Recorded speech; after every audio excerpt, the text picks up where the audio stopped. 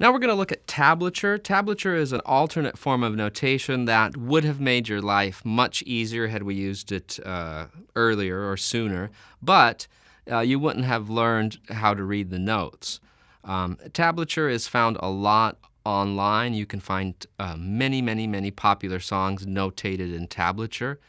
It is usually called by its abbreviated name, tab, or you will hear people refer to it as tabs or guitar tabs. All it is a graphic method of writing guitar music down. In the illustration that's presented in the course, you'll notice that we have music written in standard treble clef, and then underneath that we have our first example of tablature. And tablature is very simple. Basically, we have 6 lines. Each of the 6 lines represents one of the strings. The top line represents string 1, and the bottom line represents string 6. We write a number on the particular line, and that tells you where to press.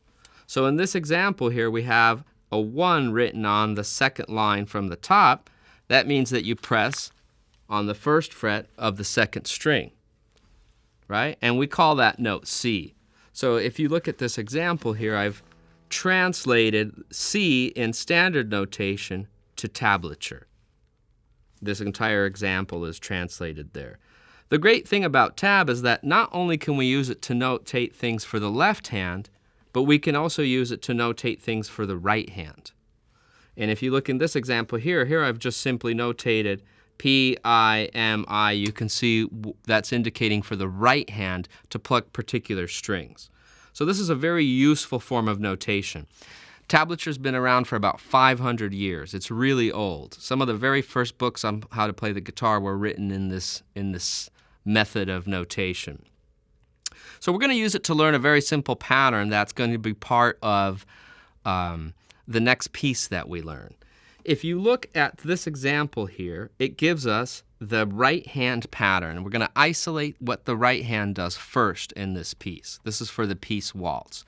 And if you notice here in the tablature, I have both the thumb P on the 4th string and M on the 1st string vertically aligned. That means that you pluck those simultaneously. You're going to do a almost like crab claw style pluck in order to pluck those at the same time.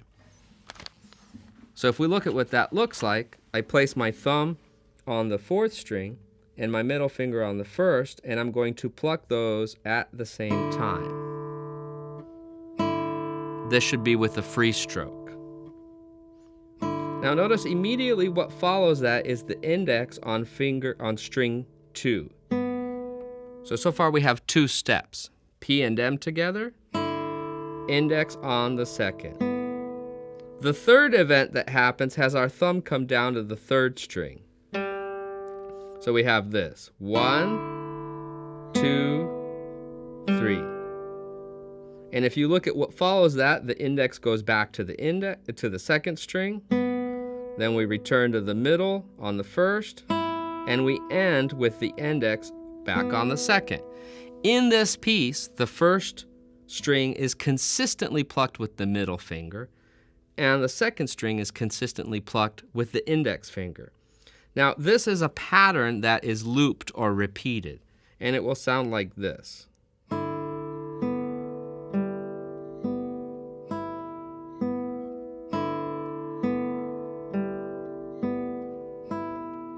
You may find it helpful to look at the tablature notation when you're trying this.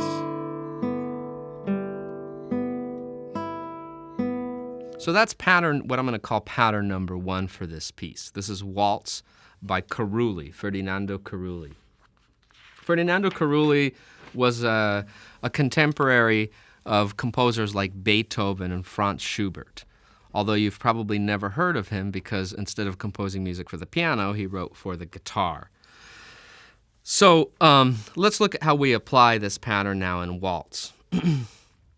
We're going to play the exact pattern we just learned, but while we do it, we need to hold an E on the 4th string, 2nd fret, with our 2nd finger.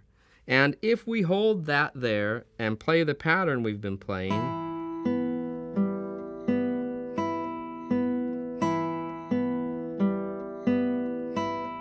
that's actually the first two measures of this piece. Now what happens next is that we have to move and hold two other notes.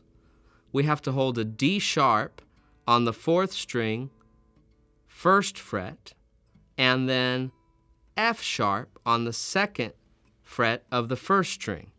And we're going to begin by plucking those same two strings simultaneously as we did before. And immediately following that, the index plucks. Now this right hand pattern is a slightly different than what happened before. So I'm going to call this pattern 2.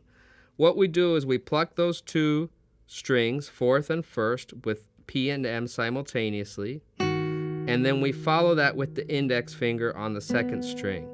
And then we return to the middle finger by itself on the 1st string and go back to the 2nd string. And one more time, we pluck with the middle finger and followed by the index. So that sounds like this.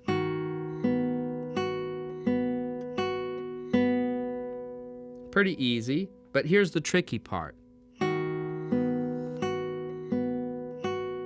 On that second set of IM plucks, I'm going to have to pivot my pinky finger down on the 3rd fret. So my left hand pinky finger is going to hold that note G. And then I have to lift it up. So one of my MIs doesn't have the pinky, the next one does, and then the last one does not. That whole measure sounds like this.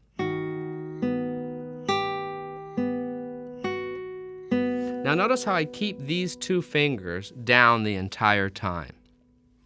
Here's how all of that put together sounds now. This is measures 1, 2, and 3.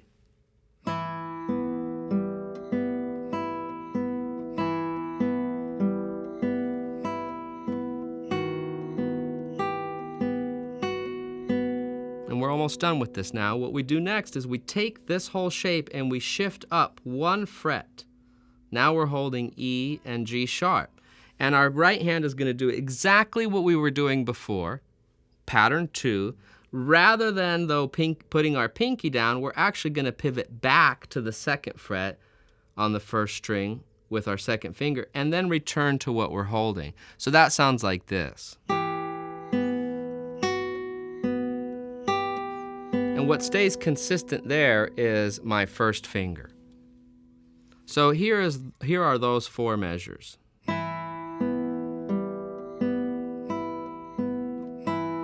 Pattern 1. Now we switch to pattern 2.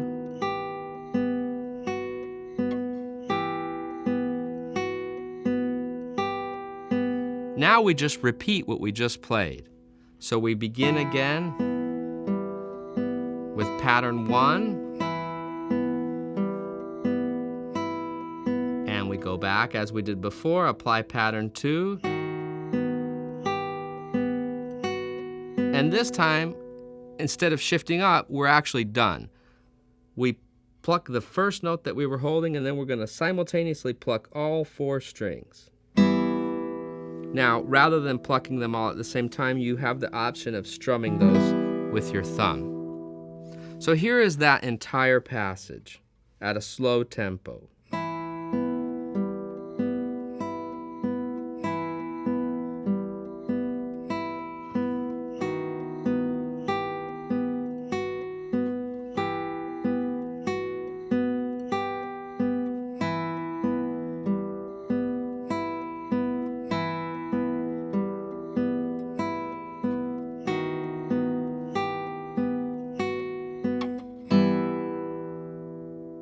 Now, if you look at the music, you'll notice that those 2 lines are then repeated. So here's that same passage played a little more faster tempo so you get an idea of what it sounds like.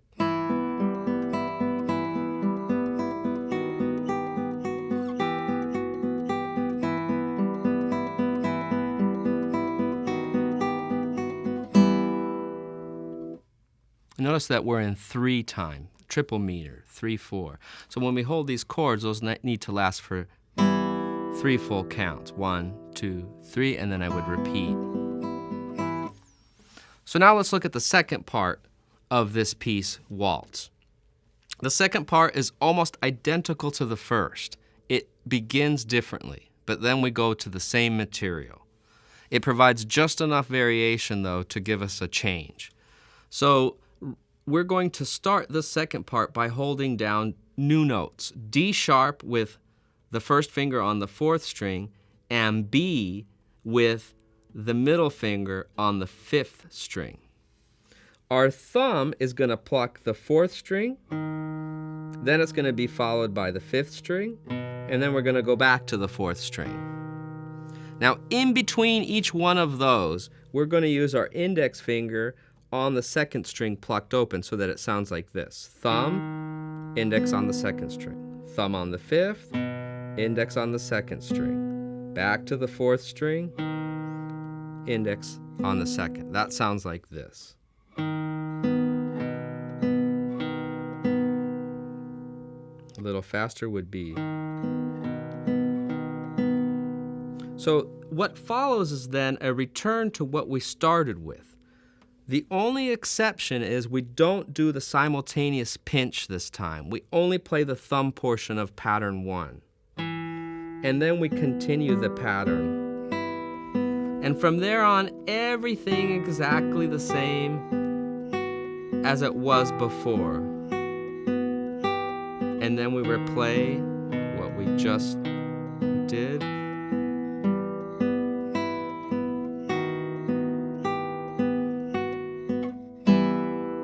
And then those 2 lines are repeated.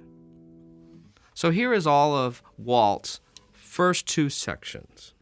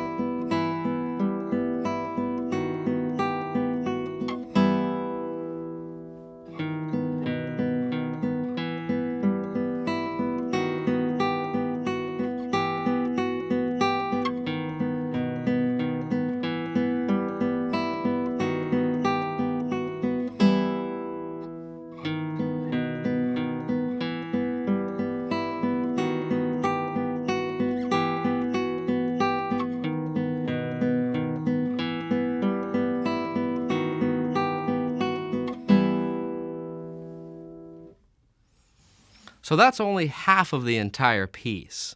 There are 2 more sections that follow, which are a little more involved and use new patterns. So for right now, we're just going to do that much with this particular piece.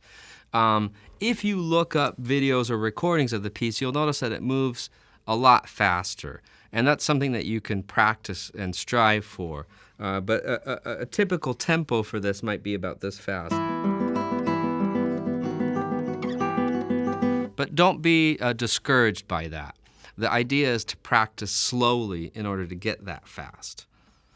If you're really careful and observant about watching my left-hand fingering when I play with that, there is one spot where I efficiently pluck a note E with my first finger because I was already holding it rather than switching back. You may have noticed that. It's a good detail to pay attention to. It just makes it easier to play. And that does it up for that portion of Waltz in E minor.